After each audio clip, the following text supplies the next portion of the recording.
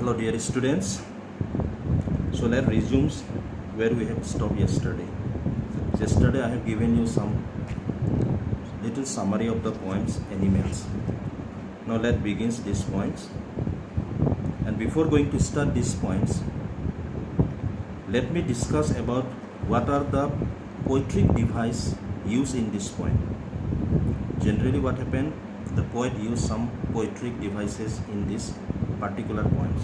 So here when we go through this poem, we'll get some of the poetic devices used in this poem. So number one, poetic devices, just keep in mind, one will have to be get repetition. In this poem, some lines are repeated again and again. So like take the examples, you see, I stand and look at them long and long. Long and long. These words are repeated again. Again you see, they do not sweat and wince about their condition.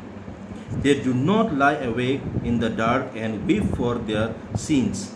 They do not make me sick discussing their duties to God. So these are the lines which are repeated. These words are repeated again and again.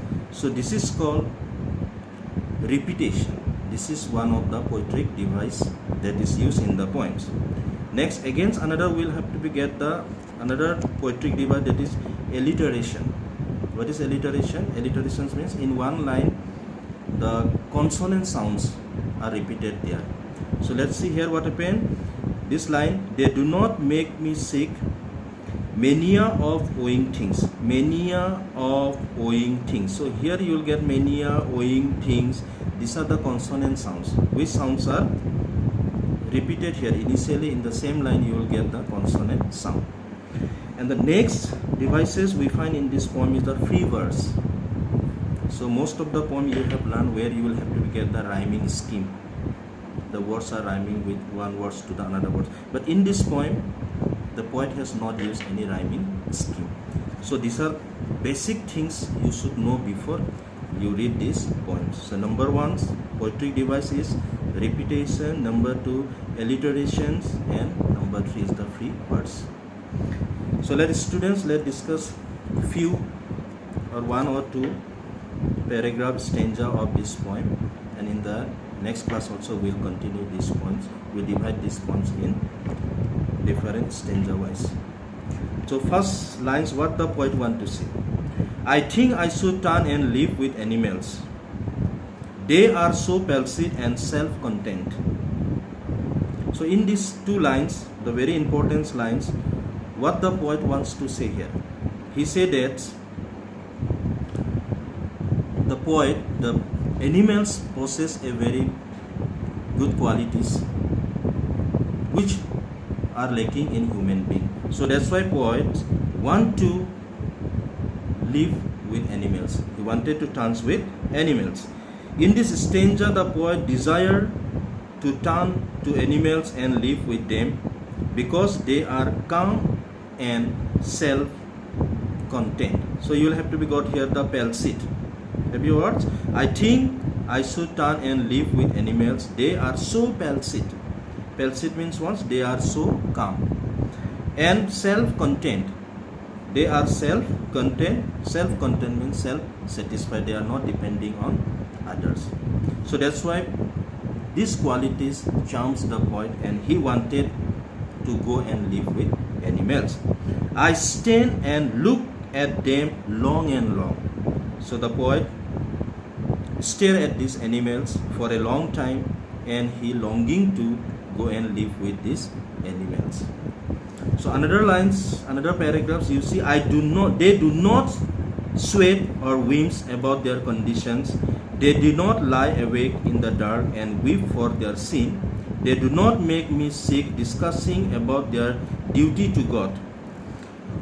Not one is dissatisfied, not one is demented with the mania of owing things. So in these paragraphs, the poet says that animals do not make complaint and cry about their condition as human beings does. Like human beings, they eat and sleep peacefully, while the human beings of their wrong action complain. They also committed sins knowingly and complain and cannot sleep like the animals. They live peacefully, they sleep peacefully because they have not committed any sins. Human beings, whether knowingly they committed sin, and because of this sin they cannot sleep peacefully at night. The humans, even after committing sin and wrong, talks about God and righteous things. So this is the double standards of human beings, which the points has highlighted here. And what happens? The animals, because of the purity of their heart, they do not need to pray to God for forgiveness. They do not need to ask God to fulfill their needs like humans do. The humans are thus double standard, and they are not, as we cannot compare them with the animal. So here we find few differentiate between human beings and animals. First one, we find that animals do not sweat because they cannot be sweat, they cannot be complained. But on the other hand, human beings complain about their conditions. Second, we'll have to get the human beings lie awake at night because of the sin they committed knowingly, and they also talks about God and the righteous things. But this is the double standards of human beings. But animals, they never complain and their heart is pure, so they don't need any prayer to God. And another things, no one is dissatisfied, no one is demented with the mania of owing things. So no animal is dissatisfied, and no animal is crazy or mad for owing things. Like human beings, we desire more and more things. If we get one, then we desire for another. So in this way, our desires increases day by day. But human beings are satisfied. They never want anything. So this is the difference between animals and human beings, which the poet described in this point. And in the next class, we'll have to go third and fourth stanzas, what the poet speaks there.